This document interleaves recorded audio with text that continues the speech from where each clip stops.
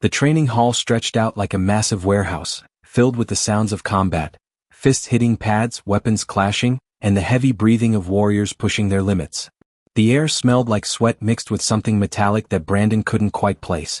He'd been at the Valtor Combat Academy for 3 months now, and every single day felt like it might be his last. Brandon Hayes stood in formation with about 200 other cadets, but he was the only human in the entire group. The others? They were aliens from every corner of the Galactic Empire. Some had 4 arms. Others had scales that looked harder than steel. A few could move so fast that Brandon's eyes couldn't even track them properly. He was 17 years old and right now he felt every bit of it. His muscles screamed in pain. His knuckles were bloody and bruised. There was a cut above his left eye that wouldn't stop bleeding no matter how many times he wiped it. The medical gel they'd given him that morning had worn off hours ago. Master Trainer Vexen walked down the line of cadets, all 4 of his massive arms crossed behind his back. He was easily 7 feet tall, covered in black scales that seemed to absorb the light around him. His species, the Kryn, were known throughout the Empire as the fiercest warriors. When Vexen spoke, everyone listened. When he was angry, people got hurt. Again? Vexen's voice boomed through the hall. Form 7, Combat Stance 3. Execute. Brandon tried. He really did. His body moved through the pattern, attempting the complex series of strikes and defensive moves that Vexen had demonstrated. But he was slow. Sloppy. His human body just couldn't keep up with the aliens around him who had been bred for warfare over thousands of years. A Kryn cadet next to him, a younger warrior named Thex, completed the form perfectly in half the time it took Brandon. Thex looked over and sneered, his mandibles clicking in what Brandon had learned was their version of laughter. The human struggles with basic forms, Thex announced loudly enough for others to hear. Perhaps he should return to his primitive world where they still fight with their fists like animals. Several other cadets laughed. Brandon felt his face burn with embarrassment, but he kept his mouth shut. He'd learned that lesson the hard way in his first week. Talk back to the other cadets, and they'd make your life even more miserable during sparring sessions. Vexen moved to the center of the training floor. Observe, he said, and then his body became a blur of motion. All 4 arms moved in perfect synchronization, demonstrating an advanced combat technique that involved striking multiple pressure points simultaneously. It was beautiful in a terrifying way, like watching a deadly machine operate at peak efficiency. When Vexen finished, he looked directly at Brandon. This technique has been perfected over 3,000 years of Kryn military tradition. It requires precision, power, and speed. The human cadet will demonstrate. Brandon's stomach dropped. There was no way he could do what Vexen had just shown. It was physically impossible for someone with only 2 arms and human reflexes. This wasn't training, this was humiliation. He stepped forward anyway because refusing wasn't an option. He attempted the form, moving as quickly as his tired body would allow. But where Vexen had been graceful and deadly, Brandon looked clumsy and desperate. He missed half the movements entirely. The other cadets didn't even try to hide their laughter this time. Brandon stopped mid-form, breathing hard, sweat dripping down his face. The exhaustion, the pain, the constant mockery, it all crashed down on him at once. And in that moment he muttered something under his breath without really thinking about it. My grandpa could teach this better. The words came out quietly, barely more than a whisper. But in the sudden silence of the training hall, they might as well have been shouted. Thex heard it first. What did the human say? Brandon should have kept quiet. Should have apologized and moved on. But 3 months of being treated like he didn't belong, 3 months of being the weakest link, 3 months of barely surviving each day, it all boiled over. I said my grandfather could teach this technique better than what I'm seeing here, Brandon said, his voice stronger now. He actually knew what he was doing. The entire hall went dead silent. 200 alien warriors stopped what they were doing and turned to stare at him. Brandon could feel his heart pounding in his chest, but he didn't back down. Vexen turned slowly, all 4 of his eyes fixing on Brandon with an intensity that made the teenager want to run. What did you just say, human? Brandon swallowed hard but forced himself to keep talking. My grandfather was a combat instructor. He trained warriors. Good ones. Better than, he gestured vaguely at the training hall. He trained some of the Emperor's own honor guard. For a moment, nobody moved. Then the laughter started. Not just a few chuckles but full-blown laughter from nearly every cadet in the room. Some were doubled over. Others were pointing at Brandon like he just told the funniest joke they'd ever heard. The human claims his grandfather trained the Emperor's warriors. Thex howled with laughter. His species was just discovered a few years ago. They were killing each other over land and resources while we were building empires across galaxies. Vexen's expression didn't change. He walked toward Brandon with slow, deliberate steps. Each footfall echoed in the hall like a death sentence approaching.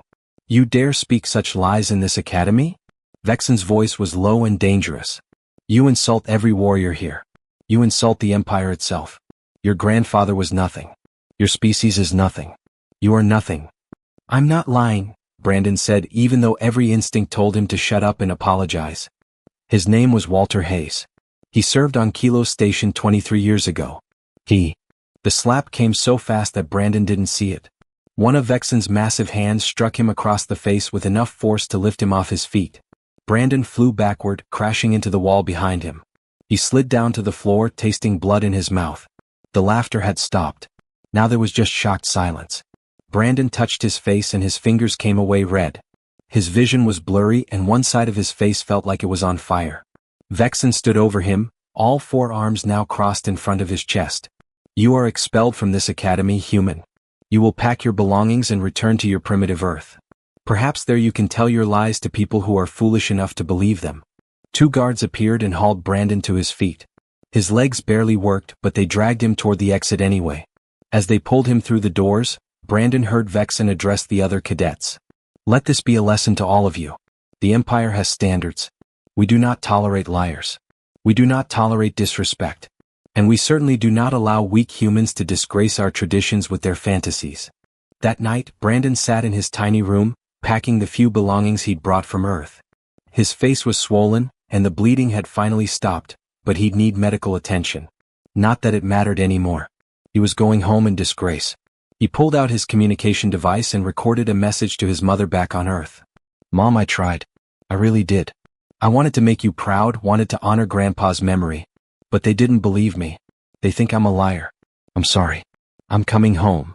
He sent the message, knowing it would take weeks to reach Earth across the vast distance of space.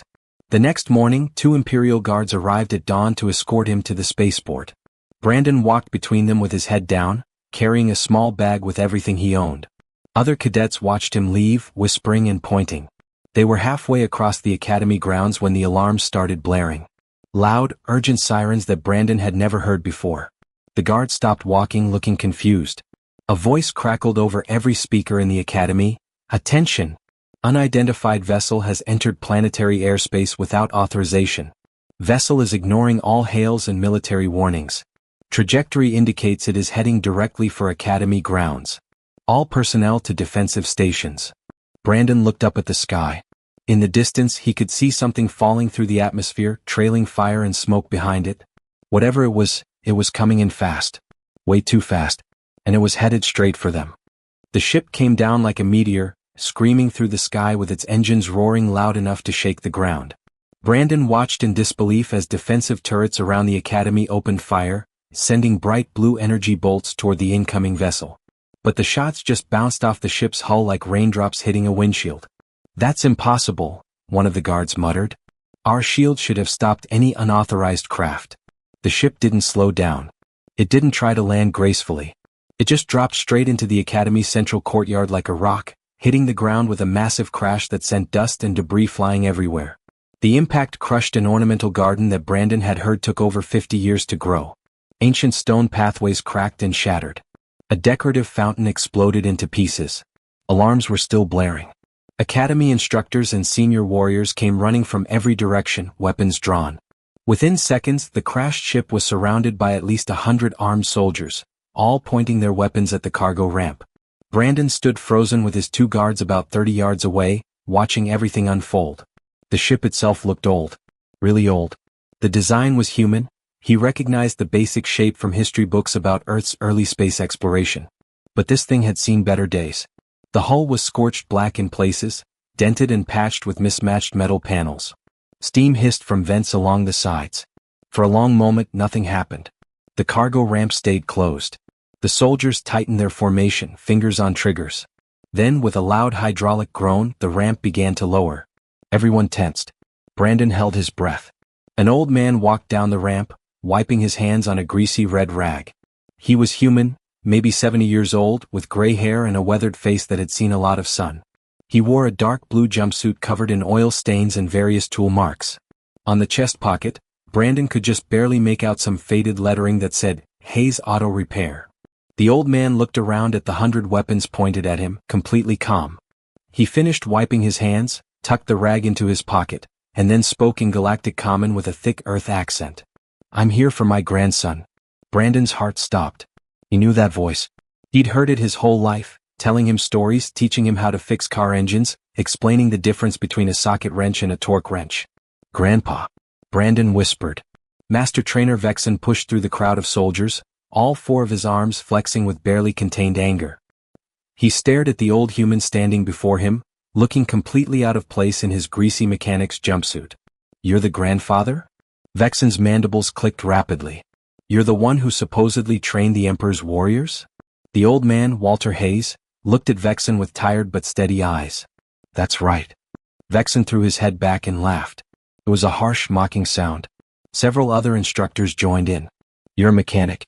I can smell the engine oil on you from here. You expect anyone to believe that you trained Imperial warriors. Walter didn't laugh. He didn't look embarrassed or angry. He just stood there, patient as stone. I don't expect anything. I'm just here for Brandon. Where is he? Your grandson is being expelled for lying and disrespecting this academy, Vexen said. He claimed you trained members of the Emperor's honor guard. An obvious fabrication. Now he will return to Earth in disgrace, and you will leave immediately before I have you arrested for violating Imperial airspace. Brandon doesn't lie, Walter said simply. I raised that boy. If he said I trained the Emperor's guard, then that's what happened. The laughter got louder. Some of the soldiers were grinning now, enjoying the show. A human mechanic claiming to have trained the most elite warriors in the galaxy? It was ridiculous. Vexen took a step closer to Walter, using his height advantage to loom over the old man. You dare continue this fiction? I have trained 3 generations of warriors. I am undefeated in ceremonial combat. I have forgotten more about warfare than your entire species has ever known. Walter looked up at him without flinching.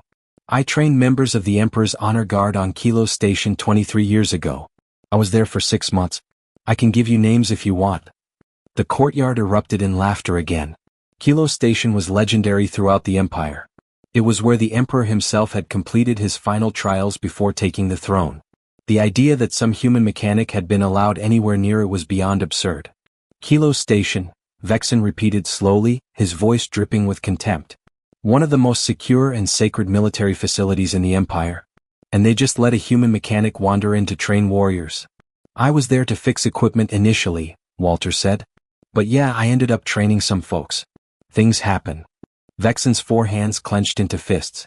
Brandon could see the trainer was barely holding back his rage. I offer you one chance, old man. Prove your ridiculous claim. Fight me. Tomorrow morning in the arena. When I defeat you, and I will defeat you easily, you will take your grandson and never return.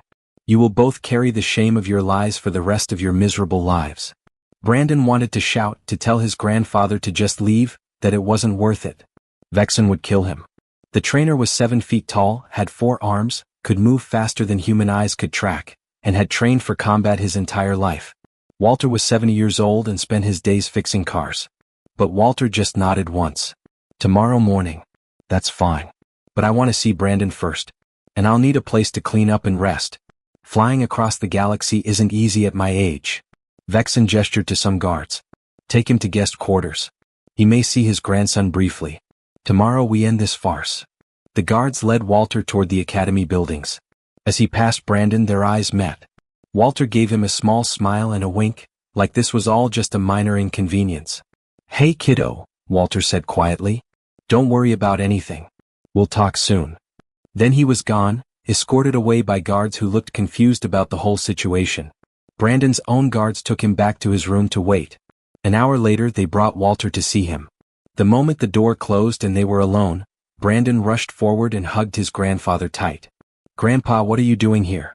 How did you even get here? That trip takes months. Walter hugged him back, patting his shoulder. When your mom forwarded me your message, I left immediately. Had to call in a few favors to get here so fast. He pulled back and examined Brandon's swollen face. He hit you pretty hard. Grandpa, you can't fight Vexen. He'll kill you. These aliens are serious about combat. It's not like fighting back on Earth.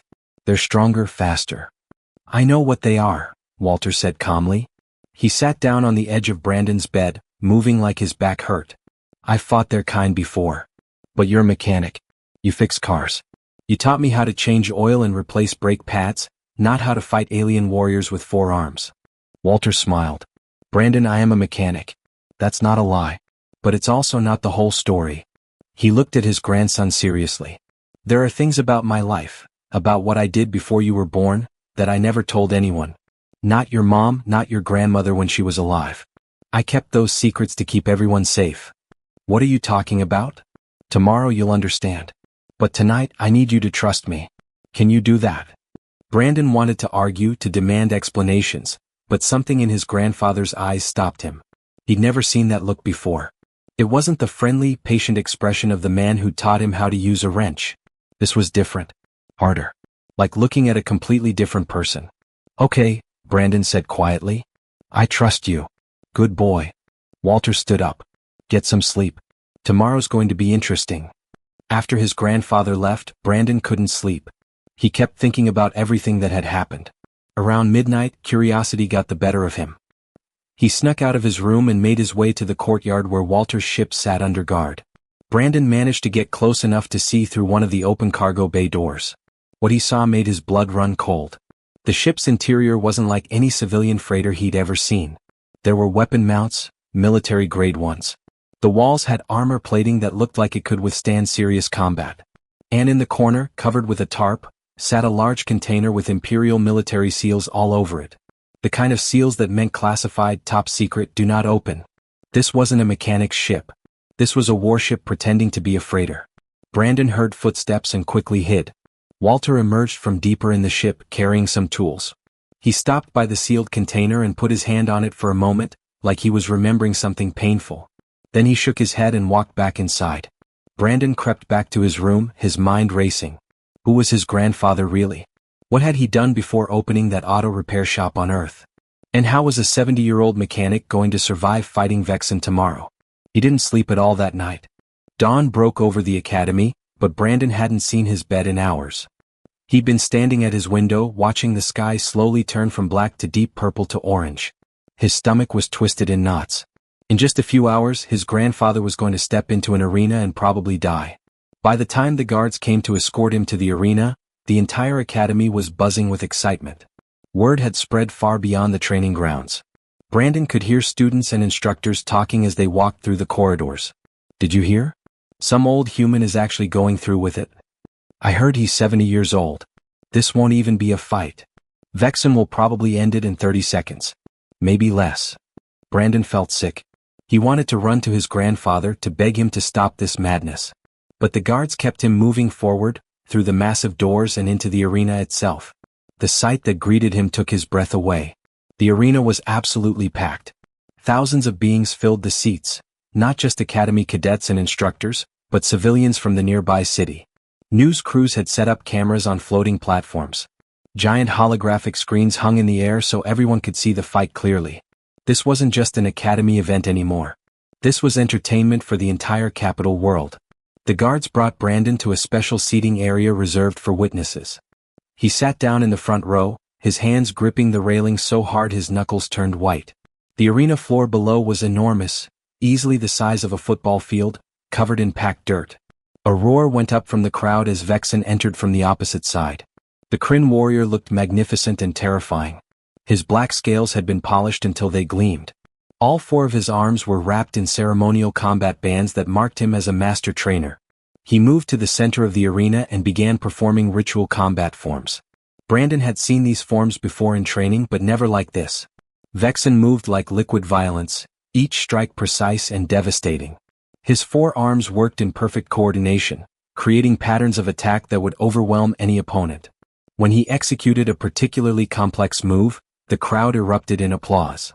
Then Vexen stopped and raised all 4 arms high. The crowd went silent. I am Master Trainer Vexen of the Kryn Warrior caste. His voice boomed across the arena, amplified by speakers. I have trained 3 generations of Imperial soldiers. I have never been defeated in ceremonial combat.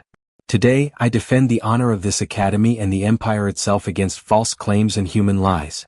The crowd roared its approval. Chants of "Vexen! Vexen!" echoed through the arena. Brandon looked toward the entrance where his grandfather would appear. The crowd's enthusiasm was making everything worse. They wanted blood. They wanted to see the foolish old human put in his place. A door opened on the opposite end of the arena. Walter Hayes walked out alone. The crowd's roar turned into laughter. Actual, genuine laughter that rolled through the stands like a wave. Because Walter looked exactly like what he was, an old mechanic. He wore the same greasy jumpsuit from yesterday. His gray hair was slightly messy. He walked with a bit of a limp, like his back was bothering him. He looked like someone's grandfather heading out to his garage to tinker with an old truck. The holographic screens zoomed in on his face and the laughter got louder.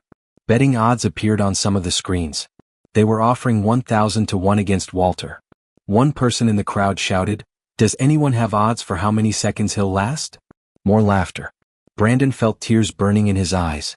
This was humiliation. This was cruelty. His grandfather didn't deserve this. Walter walked slowly to the center of the arena, stopping about 20 feet away from Vexen. He rolled his shoulders and stretched his neck, like he'd just woken up from a nap. Vexen looked down at him with all 4 eyes. "This is your last chance to withdraw, human. Admit your grandson lied. Leave with some dignity." Walter yawned and rubbed his face. "Nah, I'm good. Let's get this done. I've got a long flight back home and I'd like to get started before lunch." The casual response made Vexen's mandibles click rapidly, a sign of deep anger. "So be it. When you fall, remember that you chose this." An announcer's voice rang out, "Combat will begin on my mark. Traditional rules apply. Fight ends with surrender, unconsciousness, or death. Combatants, take your positions." Vexen dropped into a perfect fighting stance, all 4 arms ready, his body coiled like a spring. Walter just stood there, hands at his sides, looking relaxed. "Begin." Vexen moved first, exploding forward with terrifying speed. His attack was textbook perfect. A traditional Kryn opening pattern designed to test an opponent's defenses. 2 arms fainted high while the other 2 came in low, targeting the legs and ribs simultaneously. It should have connected. Brandon had seen this same move land on dozens of cadets. It was too fast to dodge, too coordinated to block completely. But Walter wasn't there anymore. He'd shifted his weight and stepped to the side, moving just enough that Vexen's strikes passed through empty air. The movement wasn't fancy. It wasn't graceful. It looked like someone stepping out of the way of a shopping cart in a grocery store. Vexen recovered instantly and attacked again, this time with more aggression. A flurry of strikes came from all 4 arms, each one powerful enough to break bones. The crowd gasped at the display of skill and power. Walter moved between the attacks like water flowing around rocks. He didn't block. He didn't try to match Vexen's speed. He just wasn't where the strikes were landing. Every movement was minimal, economic, like he was conserving energy. Brandon leaned forward, his heart pounding. What was happening? His grandfather wasn't fighting like a warrior. He was moving like someone working in a cramped space, dodging hanging tools and equipment. Vexen increased his speed even more. The holographic screens showed his strikes from multiple angles, devastating combinations that would overwhelm any normal opponent. But none of them connected. Walter kept moving in that same strange way, never quite where Vexen expected him to be. The crowd's laughter had stopped. Now there was just confused murmuring. Vexen's frustration was visible now. He abandoned the traditional forms and just attacked with raw power, all 4 arms moving in a blur. One strike came so close that it tore the shoulder of Walter's jumpsuit. And that's when Walter stopped moving defensively. Vexen threw a powerful strike with his upper right arm. Walter stepped inside the attack and tapped Vexen's elbow with his palm. It wasn't a hard strike. It looked almost gentle. Vexen's arm went completely limp, hanging uselessly at his side. The Kryn warrior stumbled back, staring at his dead arm in shock. The crowd gasped. "Pressure point," Walter said calmly, his voice carrying across the suddenly silent arena. "Your species has 3 major nerve clusters in each arm. Hit them right and the whole arm shuts down. Takes about 10 minutes to recover feeling." Vexen roared in anger and attacked again, now fighting with 3 arms instead of 4. He was faster now, more desperate, putting everything he had into killing this old human who had just done the impossible. Walter didn't look worried. He moved through Vexen's attacks like he was performing a familiar task he'd done 1,000 times before. When an opening appeared, he struck again. Another simple tap, this time to Vexen's left shoulder. Another arm went dead. That's the second one, Walter said. Now Vexen was fighting with only 2 arms, and his movements had lost their perfect coordination. He was breathing hard, his scales darkening with stress. He lunged forward with both remaining arms extended. Walter sidestepped and struck twice in rapid succession. Tup, tup. Vexen's remaining arms dropped uselessly to his sides. The massive warrior stood there, all 4 of his arms hanging limply, unable to move them at all. His legs started to shake. Walter moved behind him and pressed a specific point at the base of Vexen's skull. The Kryn warrior's legs buckled and he fell to his knees. The arena was completely silent. Thousands of people watching and nobody made a sound. Walter walked around to face Vexen, who was now kneeling in the dirt, unable to stand, unable to use any of his arms. The old mechanic looked tired but not even winded. "You're a good trainer," Walter said quietly, though the microphones picked up every word. "You've taught these students well. You've got discipline and skill. But you only know what the Empire teaches in its standard combat programs. And I helped write those programs 23 years ago. I know every technique, every form, every weakness." He reached down and touched several points on Vexen's arms in sequence. Feeling started returning to them. Vexen gasped as sensation flooded back. "Your people have excellent combat instincts," Walter continued, helping Vexen to his feet. "But you were trained to fight enemies who attack like you do. You weren't trained to fight someone who knows exactly where your weaknesses are." Vexen stood on shaky legs, staring at Walter with what might have been respect. Or fear. Maybe both. A movement caught Brandon's attention. Someone was standing up in the VIP section. A massive figure in ornate armor that gleamed under the arena lights. The armor bore symbols that made even the instructors around Brandon suddenly stand at attention. The Emperor's personal seal. The figure stepped forward to the railing, and the holographic screens focused on him. He was Kryn like Vexen but older. His scales were covered in scars from countless battles. When he spoke, his voice carried the weight of absolute authority. "I know this human," the warrior announced. 23 years ago, I was a young soldier training on Kilo Station. A human mechanic named Walter Hayes was brought in to repair our equipment. He stayed for 6 months. The crowd was hanging on every word. In his spare time, this mechanic watched us train.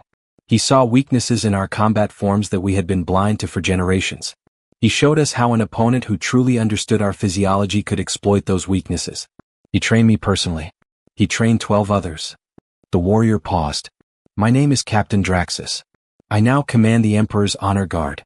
And everything I know about real combat, not just ceremonial forms but actual battlefield survival, I learned from this human mechanic." Captain Draxus began walking down from the VIP section toward the arena floor. The crowd parted before him like water. Brandon couldn't breathe. His grandfather had been telling the truth. All of it.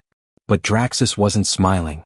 As he approached Walter in the arena, his expression was serious.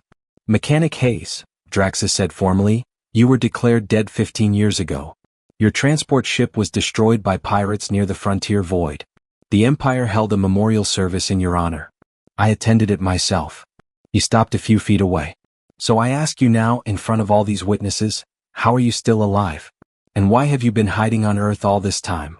The arena stayed completely silent as everyone waited for Walter's answer. Brandon watched his grandfather's face, trying to read his expression. For the first time since arriving, Walter looked tired. Not physically tired from the fight, that had barely winded him. This was a different kind of exhaustion, the kind that came from carrying heavy secrets for too long. "Can we talk somewhere private?" Walter asked quietly. Captain Draxus nodded. "Follow me." Within minutes, they were in a secure conference room deep inside the academy. Brandon sat next to his grandfather at a long table. Across from them sat Captain Draxus, Master Trainer Vexen, who was still recovering feeling in his arms, the academy's headmaster, and several high-ranking Imperial officials who'd been watching from the VIP section. Armed guards stood at every door. The room had been sealed, no communications in or out. Whatever was about to be discussed, it was serious. Walter leaned back in his chair and looked at the ceiling for a moment, like he was trying to figure out where to start. Then he looked directly at Draxus. "You're right. I was on Kilo Station 23 years ago. Initially they brought me in because your training equipment kept breaking down. Your people are amazing warriors but terrible mechanics." He smiled slightly. "I fixed your equipment, made it more reliable, even improved some of it. That was my job. But you did more than that," Draxus said. "Yeah. I watched you all train. And I noticed things. See, I'm not a warrior. Never claimed to be. But I've spent my whole life taking things apart and putting them back together. Engines, transmissions, weapon systems. Doesn't matter what it is. Once you understand how something's built, you understand how it can break. Walter paused to take a drink of water that someone had placed on the table. I started seeing your combat training the same way I saw machines. Your forms were beautiful, efficient, deadly. But they had weaknesses. Design flaws. You were all trained the same way, which meant you all had the same blind spots. So one day, I mentioned it to a young soldier who was having trouble with a particular technique. He nodded at Draxus. That was you. Draxus inclined his head slightly. You showed me that my defensive stance left my lower left arm vulnerable for exactly 0.3 seconds during the transition.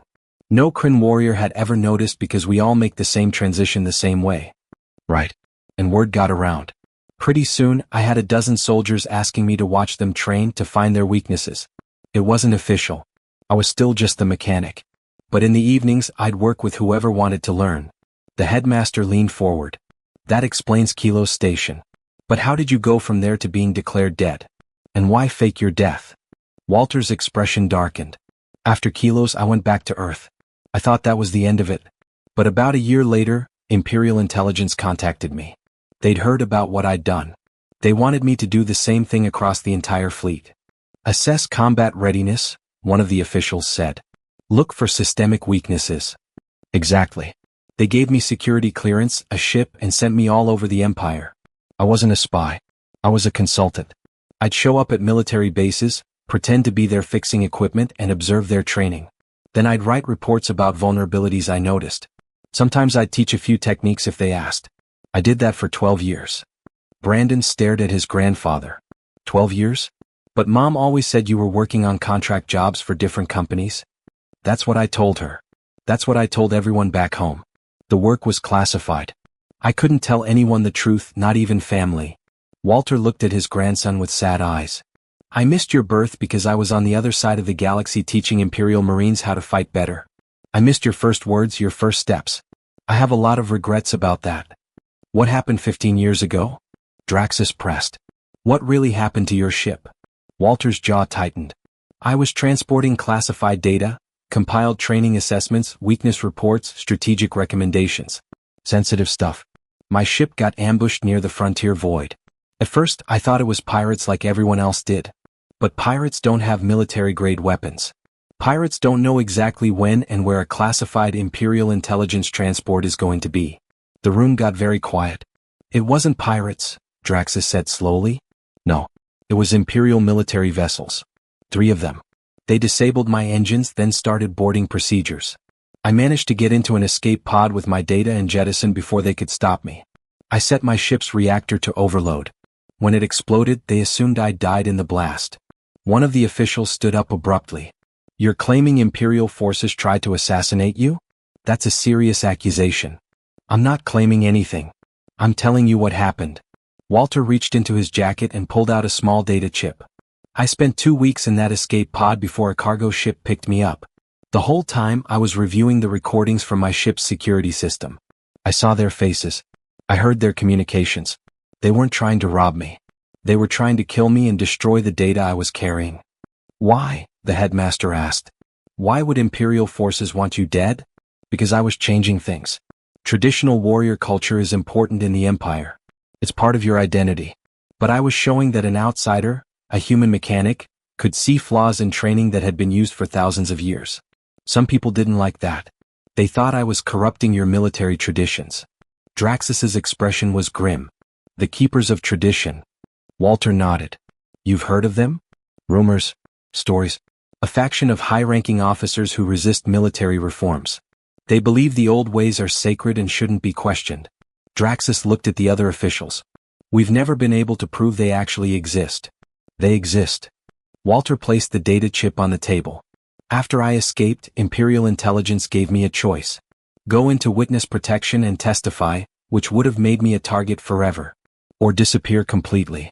They'd declare me dead and I could go somewhere far away and live quietly. You chose Earth, Brandon said quietly. I chose Earth. It had just made contact with the Empire. It was remote, considered unimportant. Perfect place to hide.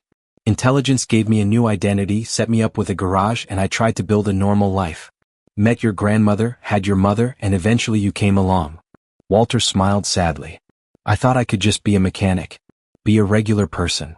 But you kept the data, one of the officials said, eyeing the chip on the table. Of course I did. Call it insurance. I spent 15 years adding to it. Tracking movements, promotions, policy decisions. I know who the keepers are. I know what they've done. I have names, dates, evidence. Walter pushed the chip toward Draxus. I was going to take this to my grave. But then Brandon got accepted to this academy. I was so proud of him. Finally, something good was happening because of my connection to the Empire. Then he told them about you, Draxus said. Yeah. And they called him a liar. Beat him. Expelled him for defending his family's honor. Walter's voice hardened. That's when I realized my silence wasn't protecting anyone anymore. It was just letting bad people win. So I came here. To stand up for my grandson. And to stop hiding. Before anyone could respond, an aide burst into the room, clearly panicked. Sirs, we have a situation. 3 warships just entered orbit. They're broadcasting on Imperial military channels, demanding that Walter Hayes be immediately surrendered for desertion, espionage, and treason. Everyone turned to look at the view screen that had activated on the wall. It showed 3 massive warships in orbit above the planet. They were broadcasting a repeating message. A hologram flickered to life in the center of the room. It showed an imposing alien military officer, a species Brandon didn't recognize, with armored plating and cold, calculating eyes. This is Fleet Admiral Corvin. The human known as Walter Hayes is a wanted fugitive. He is guilty of desertion from Imperial service and theft of classified information. He is to be surrendered to my custody immediately, or I will consider this academy to be harboring a criminal. You have 1 hour to comply. The hologram cut off. Brandon looked at his grandfather in alarm. They found you. They were always going to find me once I showed up here. Walter looked at Draxus. Admiral Corvin. His name is on that chip. He's 3rd from the top of the Keeper's leadership. Draxus stood up, his hand moving to his weapon. This isn't an arrest. This is an execution disguised as justice. I know, Walter said calmly. They can't let me testify. They can't let that data become public. Vexen, who had been silent until now, spoke up. His arms had fully recovered and he looked angry. This academy will not surrender a guest to false charges. Mechanic Hayes defeated me in fair combat. He has earned sanctuary here under traditional law. The headmaster nodded in agreement. I concur. We stand with Hayes. Standing with me means standing against a fleet admiral and 3 warships, Walter pointed out. That's asking a lot. Draxus smiled, and it wasn't a friendly expression. Then it's time we found out if the Keepers have as much support as they think they do. He activated his communicator. Captain Draxus to all Honor Guard units. Emergency Protocol 7. This is not a drill. Brandon didn't understand what that meant, but the other officials in the room clearly did. Some looked shocked. Others nodded grimly. Captain Draxus, the headmaster said carefully, are you sure about this? Mechanic Hayes taught me to see weaknesses in my enemies. He also taught me to recognize when I'm being manipulated. Draxus looked at the view screen showing the warships. Corvin just made a big mistake. He revealed himself. Walter stood up and looked at Draxus. There's something else. That ship I came in, it's not just a freighter. And there's a sealed container in the cargo bay. Authorization code is Kilos Hay 77. What's in the container? Walter smiled grimly. Insurance. I told you I spent 15 years preparing. I meant it. Captain Draxus moved fast. Within 10 minutes he had a team at Walter's ship, entering the authorization code and opening the sealed container. Brandon stood with his grandfather in the Academy's command center, watching everything unfold on multiple screens. When the container opened, even the experienced honor guard soldiers stepped back in surprise. Inside were 3 sets of combat armor unlike anything Brandon had ever seen. They looked like a fusion of human engineering and Imperial technology, sleeker than standard Imperial armor but more advanced than anything Earth had produced. Next to the armor suits were weapons, technical schematics, and stacks of data storage devices. What is all this? Brandon asked. Walter crossed his arms, watching the screen. After they tried to kill me, I knew I might need to defend myself someday. So I built these. Took me 12 years of scrounging parts, trading favors, and working in secret. The armor uses human mechanical design principles with Imperial power systems and shielding. It's designed specifically to counter the fighting styles of every major species in the Empire's military. You built powered armor in your garage? Brandon couldn't believe it. I had a lot of free time. And I'm a pretty good mechanic. Walter smiled slightly. The data devices contain backups of everything, all my intelligence reports, evidence against the keeper's tactical assessments. I made dozens of copies and hid them in different places. Corvin probably thinks that chip I showed you is the only copy. Big mistake. On the view screen, Admiral Corvin's face appeared again. He looked angry now, not just authoritative. Your hour is nearly up. Surrender Walter Hayes or I will be forced to take action against the Academy. Draxus stepped into view of the broadcast camera. Admiral Corvin, this is Captain Draxus of the Emperor's Honor Guard. Walter Hayes is under my personal protection. If you have legitimate charges against him, submit them through proper Imperial legal channels. But you won't be taking him by force. Corvin's expression darkened. You dare defy a direct order from a fleet admiral? I dare question an admiral who shows up with warships to arrest a 70-year-old mechanic. That seems excessive for a simple desertion charge, don't you think? Draxus paused deliberately. Unless there's something else you're worried about. Something you don't want him to say. Brandon could see Corvin's jaw clench even through the hologram. The admiral knew he'd been called out. You have one final chance, Captain. Stand down. No. Corvin's hologram disappeared. Seconds later, alarms started blaring throughout the Academy. The view screens showed troop transports launching from the warships in orbit, heading toward the planet's surface. He's actually attacking, the headmaster said in disbelief. He's attacking an Imperial military academy. He doesn't have a choice now, Walter said quietly. If I testify, if that data goes public, he's finished. He has to silence me even if it means open conflict. Vexen was already moving, barking orders to instructors and senior students. All combat-ready personnel to defensive positions. This academy has withstood sieges before. We'll do it again. Brandon felt his heart racing. This was really happening. There was going to be a battle and his grandfather was at the center of it. Walter turned to Draxus. Get your people into those armor suits. I designed them for human physiology, but they'll adapt to other species.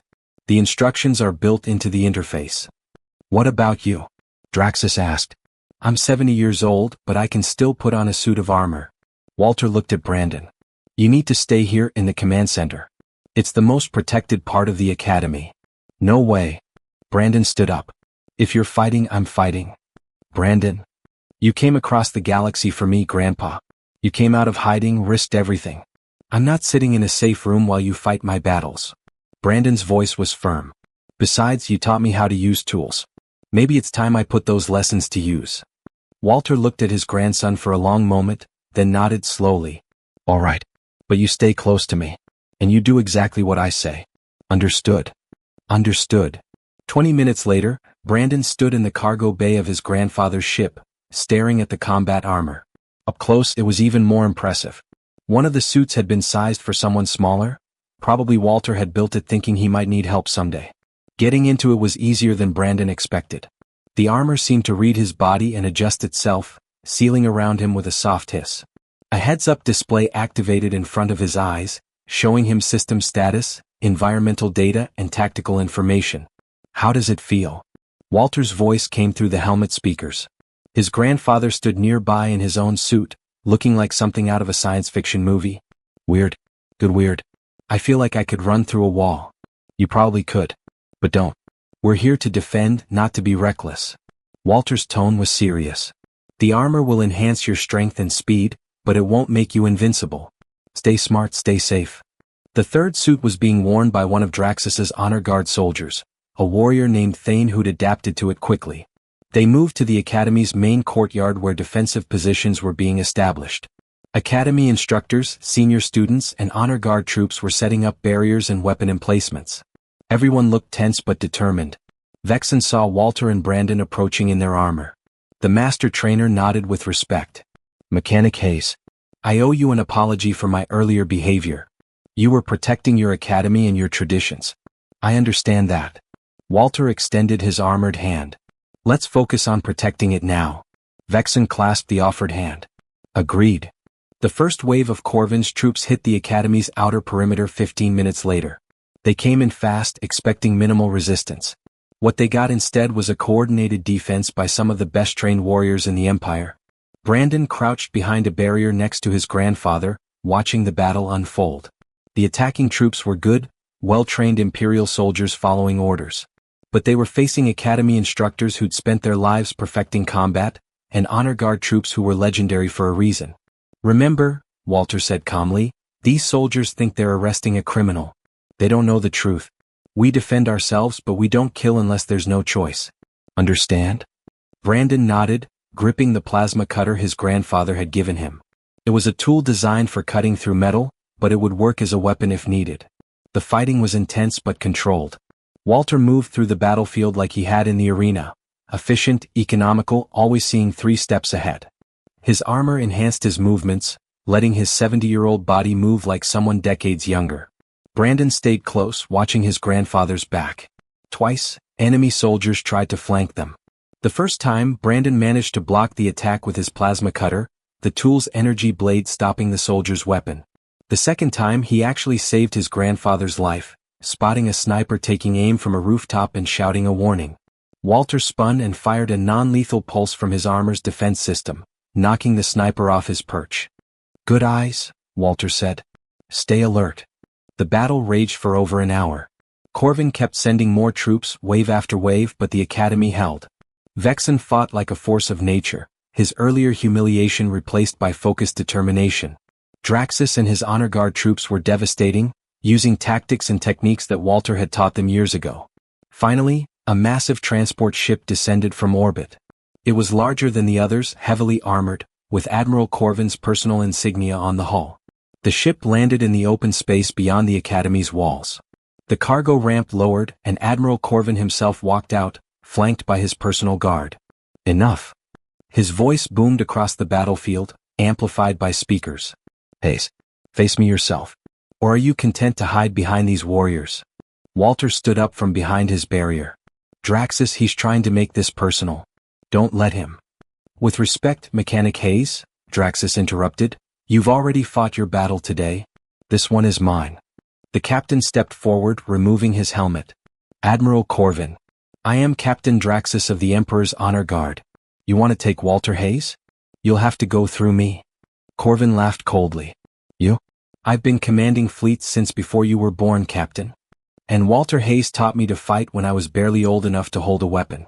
Let's see which matters more, your years of command or my training." The Admiral's expression twisted with rage. He drew his weapon and charged. The fight was brutal and short. Corvin was an experienced warrior with decades of combat experience. But Draxus had been trained by Walter Hayes. He knew how to see weaknesses. He knew how to exploit them. Every technique Walter had demonstrated in the arena, every principle he'd taught about understanding your opponent, Draxus used all of it. In under a minute, Admiral Corvin was on his knees, disarmed, defeated. Draxus held his weapon to the Admiral's head. "Surrender. Order your troops to stand down. It's over." Corvin's breathing was ragged. For a moment, Brandon thought he might refuse, might choose to die rather than surrender. But then the Admiral's shoulders sagged. "Stand down," he said quietly into his communicator. "All units cease fire and withdraw." Across the battlefield, Corvin's troops began lowering their weapons, confusion evident on their faces. Within hours it was over. More Imperial forces arrived, but these were loyal to the Emperor, responding to the evidence that Draxus had broadcast on open channels. The data from Walter's chip was already spreading across Imperial networks. Names of Keeper's members, evidence of their crimes, proof of their conspiracy. 17 high-ranking officers, including Admiral Corvin, were arrested within the day. The Emperor himself sent a personal message, thanking Walter for his service and formally pardoning him of any supposed crimes. He was offered a position as special military advisor with full honors. Walter politely declined. "I appreciate the offer, Your Majesty," Walter said to the holographic image of the Emperor, "but I'm a mechanic. I've got a garage back on Earth and I've neglected it for too long. But my grandson Brandon, he should stay here. He deserves to learn from the best warriors in the galaxy." The Emperor agreed. Brandon was reinstated at the Academy with full honors. Vexen personally requested to be his primary instructor, saying he wanted to learn humility from teaching a Hayes. A week later, Walter prepared to leave. Brandon helped him load supplies onto the old freighter. "You sure you don't want to stay?" Brandon asked. "You're kind of famous now. They'd probably give you anything you wanted." Walter smiled and ruffled his grandson's hair. "Fame isn't what I'm after, kid. I just wanted to make sure you got a fair chance. Now you've got it. Make the most of it. I will. I promise. Brandon hugged his grandfather tight. Thank you for coming for me. Always, Brandon. Family looks out for family. As Walter's ship lifted off, heading back toward Earth, Brandon stood with Vexen and watched it go. Your grandfather is a remarkable human, Vexen said. Yeah, Brandon agreed. He really is. 3 months later, back on Earth, Walter was under his truck changing the oil when a shadow fell across his workspace. He slid out to find 5 young alien officers standing there, different species, all wearing academy uniforms. Mechanic Hayes, their leader said formally, we've been assigned to Earth as part of a new training exchange program. We were told to report to you for supplementary instruction. Walter sat up, wiping grease from his hands, and smiled. The Emperor's keeping me busy even from here, huh? He stood and grabbed some spare tools from his workbench. Alright then. Lesson 1. Before you can know how to break something in combat, you need to understand how it's built. Everyone grab a wrench. Let's get started. As the alien warriors awkwardly picked up human tools, Walter's phone buzzed with a message from Brandon. Grandpa, just passed my advanced combat certification. Top of my class. Vexen says I'm stubborn like someone he knows. Miss you. Walter smiled and typed back, proud of you, kid. Keep making me proud. He pocketed his phone and turned to his new students. The Empire had learned a valuable lesson, that sometimes the best warriors aren't born in combat arenas or military academies.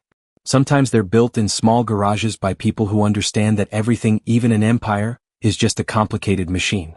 And like any machine, it works better when the right person knows how to maintain it. Walter Hayes had spent his life fixing things. In the end, he'd fixed something much more important than engines or transmissions. He'd fixed a system that had forgotten to value merit over tradition, skill over species. And that, he thought as he began teaching the alien warriors about the basics of mechanical engineering, was worth coming out of retirement for.